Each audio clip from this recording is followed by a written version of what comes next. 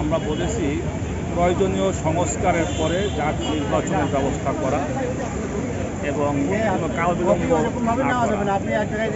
এবং প্রধান উপদেষ্টাও নিজেও বলেছেন যে আমরা দ্রুত সংস্কার কাজগুলো করে আমরা নির্বাচন ব্যবস্থা করি। দ্বিতীয় বিষয় হলো আমরা বলেছি যে দেশে স্বৈরতন্ত্র যেই জন্ম নেয় এটার মূল কারণ হলো প্রধানমন্ত্রীর একচ্ছত্র ক্ষমতা আমাদের সংবিধানে দেওয়া আছে। আমরা বলেছি যে প্রধানমন্ত্রীর এই একচ্ছত্র ক্ষমতা কমিয়ে বিকেন্দ্রীকরণের মাধ্যমে অর্থাৎ একটা ভারসাম্য তৈরি করা যাতে এই ষড়যন্ত্র জন্ম না নেয়। এরপর আমরা বলেছি নির্বাচন কমিশন দ্রুত সৎ যোগ্য নিরপেক্ষ লোকদের সমন্বয়ে গঠন করার জন্য আমরা বলেছি। আমাদের প্রায় 300-র বেশি মামলা আছে।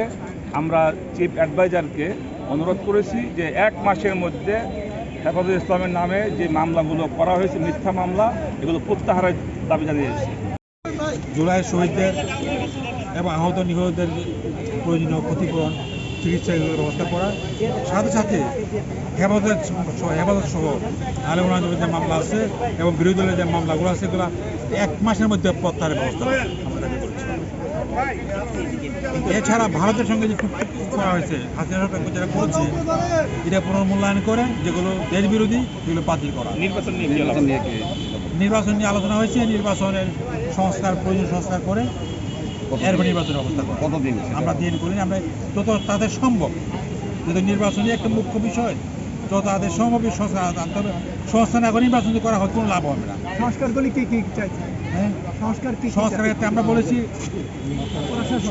ত্রিকক্ষ বিশিষ্ট পার্লামেন্ট করা। আমরা বলেছি নিম্নকক্ষে 500 সদস্য কমপক্ষে থাকা এবং নির্বাচন কমিশনের মাধ্যমে নির্বাচনের যাবতীয় বিষয় কন্ডাক্ট করা এবং প্রয়োজনীয় বরাদ্দ দলগুলোকে একটা নির্দিষ্ট পরিমাণ টাকা অর্থ বরাদ্দ করা এবং যাতে করে যোগ্য লোকগুলো দাঁড়াতে পারে, সৎ লোকগুলো দাঁড়াতে পারে, এর জন্য অর্থশক্তিকে যাতে নির্বাচনে প্রভাব বিস্তার করতে না পারে এই জন্য প্রয়োজনীয় ব্যবস্থা করা।